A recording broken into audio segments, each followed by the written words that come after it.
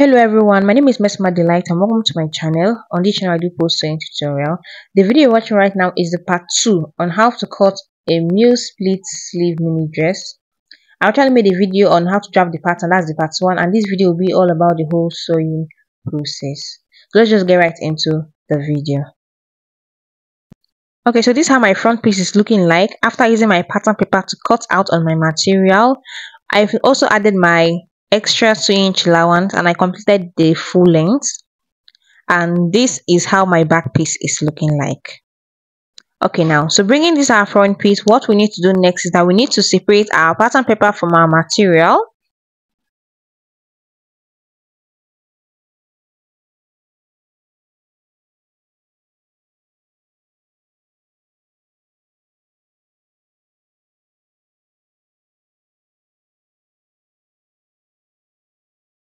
Okay, so now that that's done, we're going to close up each and every of our darts. That is, these are our bustier darts and our, don't forget to also take out your neck darts. Okay, so now I just marked the back piece using my chalk so I can know which part is the back and which part is the front. And so now I'm going to open this up. What we want to do next, we need to close up our darts. So I'm going to close up my bustier, and don't forget to also take out your neck darts. Actually didn't show how I took out my neck dart here, but you can just cut when you're cutting through your material. You can just open up your neck dart the same way you open up your bustier part. So now I'm going to close up my darts. I'll do the same for the front and for the back piece. Then I also went ahead to turn up the neckline and join the two shoulder. That's for both front and the back piece. Okay, so this is what I mean here. I turned up my neckline, closed my darts, both my bustier and my neck darts, and I joined the shoulder. And I also went ahead to add my zipper. That's at our back piece. So this is how mine is looking like, and yours should also look like this. Close up all the darts, turn up your neckline, add your zipper to yours. Don't forget to join the shoulder too.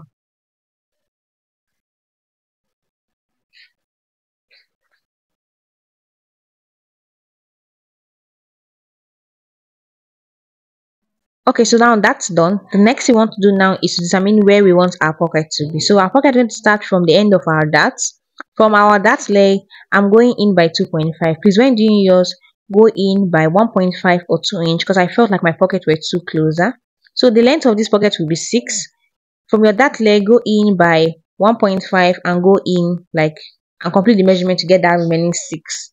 So what I'm doing here, remember here I went in by 2 inch to just see. I'm trying to get that so I went in by 2.5 here, and then from that 2.5 I'll get my 6. So yours should be 1.5 or 2, and from that 2 you get your 6. That's what I'm doing in case you don't understand what I'm saying. So now I've marked exactly where my pocket will be. Okay, so we measure this line is going to give us 6. So 6 is going to be the exact length of our length of our pockets. Okay, now I want to work on our pocket. I'll cut out my flap, and what I'll use to turn up that line, that straight line I drew on my gown. So now for our flap, the length of our flap would be 6, adding 1 inch, I have 7. So the length of this is 7. Don't forget that 1 inch we added to the 6 is our allowance. And now we're going to work on the width. Now the width can be 3.5, it can be 2.5. So I decided to work with 4, then I realized 4 is too much. So I later reduced this to give me 3.5. So I'm marking 3.5 for my flap width. After I'm done doing that, next thing we're going to do is to cut this out. So using our scissors, we'll cut this part out.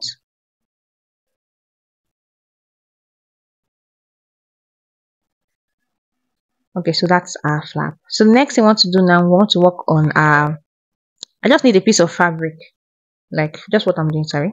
Here I'm using 4.5 for the length of this, sorry, for the width of this, 4.5. And for the length, remember the length of our pockets, call it the whole of our pockets or whatever, it's 6. So I want to go more than 6. I'm using 10 for this. So now I just mark 10. I don't need one part of this. I don't need both parts. I'm just only going to cut out on one part of this material. So just what I'm doing, I'll do yours like mine. Then I'll open this up. Since I only need a part of this material, I don't need like both parts, I just need one.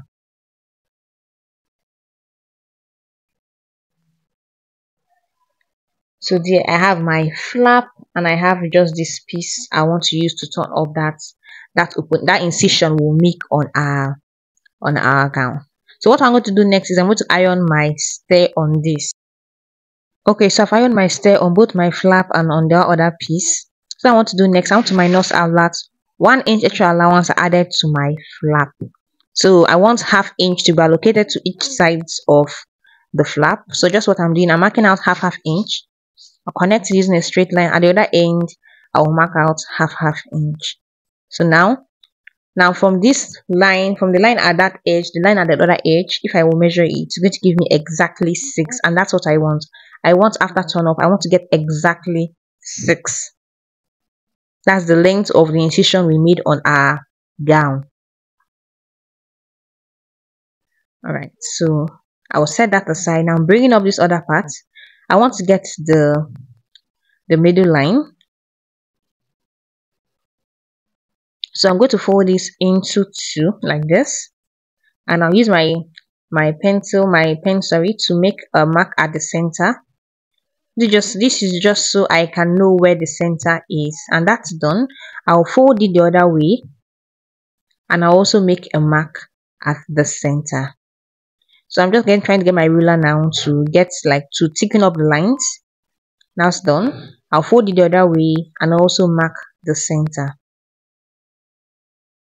So now I know where the midpoints at both sides are. So now I want to go in by 3 at both sides. I'm using 3 at both sides because remember the length of our incision we made on the length of our chalk we marked on our gown would be 6, and the length of the incision we're going to make would also be 6. So I want it to be exactly 6, nothing more, nothing less. So now on each part of the line, I'm going in by ½ inch. That is, when you measure it all, it gives me 1 inch. So I'm connecting down my ½ inch at both sides together, and I'll connect it at the other side together. Now I will draw straight lines. Okay, so now I actually didn't make a detailed tutorial on how to create this welt pocket. Although I have a video, you can just go and watch that in case you are like confused on how I achieved the welt pocket. So now that's done, I want to make something like an M. I'll mark that at both sides of these lines I drew. So you can use like 1 inch for the length of the M, something like that. Okay, or you can just use your free hand because I actually didn't even take the measurement. So now that's done. Okay, so bringing up my front piece, I want to show you how you can attach this. So I'm going to pick up this piece. Now this my center line should be exactly on that line I drew. Now if you look at the end, like this end should be exactly, how will I explain it, like these 2 lines should be touching each other exactly where I want my welt pocket to start from, exactly on where I want my welt pocket to also end. Like it should be just that 6 inch should be exactly the 6 inch that you're putting it on top. Just see what I'm doing. I kind of like do just like mine. Use your pin and also pin it down. Make sure that exactly on the line.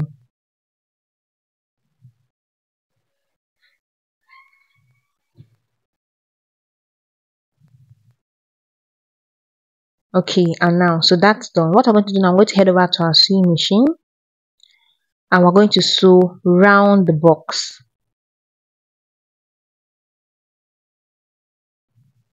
Okay, now I've sewed around the box, and what I'm going to do next now, I'm going to use my scissors to cut through the center line. So I'm going to like fold this into 2.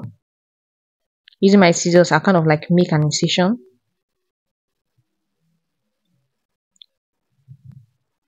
Now from that incision I make, I'll be able to cut this through. Now just see the way I'm cutting it. So following the center line, I'll cut it. Now when I reach that M thing I made, that V, I'll follow the V shape all the way to the end of the sewing. I'll do the same for the other side. Just cut it like how you see me cutting mine. Okay, and that's done. So the next thing I want to do now, I will turn this up. Just say I'm turning it up and turn yours like mine. So the sewing tutorial of this pocket is actually not complete. Though I have made another previous video on how to sew a welt pocket. So just do watch that to be able to make your welt pocket correctly. This video isn't actually so detailed. I don't even have a video of the complete sewing tutorial of this, like the complete video of how I attached my welt pocket. So I made another video. I'll post the thumbnail of that video. That's on how to make a double welt pocket. So just watch it, and with that you can make your welt pocket for this. Okay, so this is the thumbnail of how that video looks like. So do watch it and you'll be able to make your welt pocket. So what I'm just creating my double, what I call the double welts. That's what I'm trying to create right now. After doing that, I'll use my iron to iron this flat. So this is where the video of the sewing tutorial of the pocket ends. I actually don't know where the rest of the video are. I think kind of like deleted or something. But this is the thumbnail of that other video. You watch it and you should know how to attach your welt pocket properly. So I've attached my two welt pockets and this is how they look like. So now we're going to go over to the next step of this. So now we want to work on our sleeves. So I want to measure this armhole. I want to measure the round of my armhole measurement. Like I want to measure round. I don't know how many I have there. So whatever you have there, if you have 18, you have 12, just know that's what I want to use and work on the cutting of her sleeve. That's for the hand. So I'll take this aside. Now I'll bring up another piece of material I want to use to cut out the sleeve. Then I'll fold it into two. Okay, now so I folded this into two using my armhole measurement. Like my armhole, let me say is 20. Sorry, it's 20. 20 plus 20, I have 40. So length of that should be 40. I don't know if you get what I'm saying. So I folded this into two and now I want to fold it again so it can be folded into 4. So I'm cutting both sleeves at the same time. Though you can cut yours separately, like folding it into two, then you place it again to another folding material and cutting it again. But I'm cutting both sleeves at the same time. So I'm kind of like creating my starting line. Okay, so now that's done. The width of this is going to be my armhole measurement, and now I'm just marking out my length, the length of my sleeve. I'm working with 28. Okay, now I reduce it to 25. I'm working with 20. Sorry, I reduced to 27. I'm working with 27, and I added my extra 2-inch allowance because this sleeve is kind of like longer than my hand. You wouldn't make it exactly your wrist measurement. It's going to go longer than it. So whatever your sleeve length measurement is, don't forget to add your extra. Okay, now so going to this up part from the center, I want to go in by 4-inch, and at the edge I'm going to go in by 4-inch. Don't forget the width of that line should be exactly your armhole measurement. So I'm kind of creating a curve. So create your curve like you see me creating mine. So that's done. Now I will measure my round wrist to know how many it's there.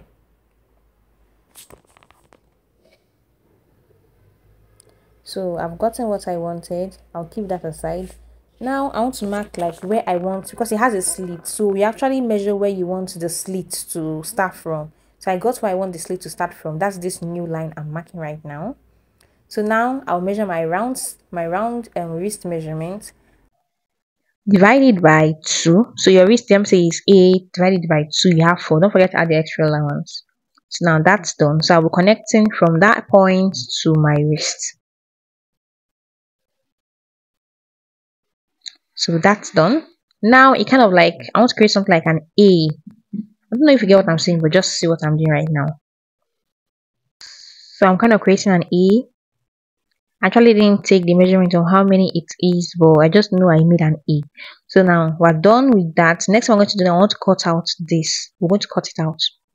So this is just all for the cutting of our sleeves.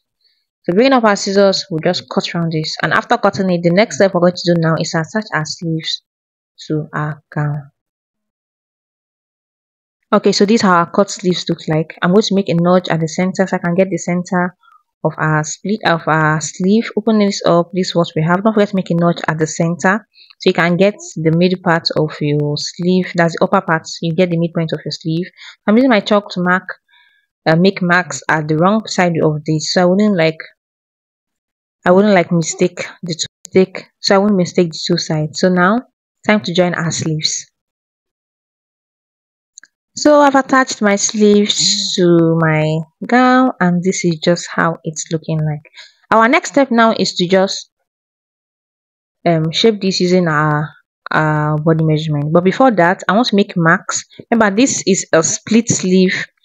I wouldn't like stitch all the way to the end, so I'm making a mark on where that A line started from. Use your chalk to make a line exactly where that A line started from, because our stitch is going to stop exactly at that point. We wouldn't be slaying up the whole sleeves.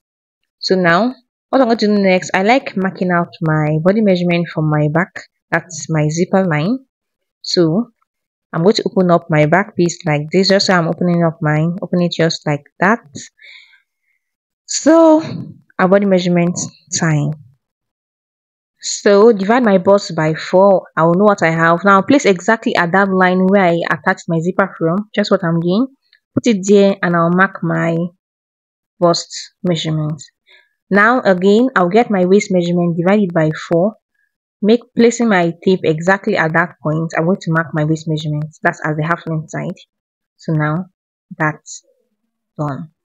Make a curl. So I'll equally do the same at the other side. I'll divide my bust by 4, mark it, divide my waist by 4, mark it.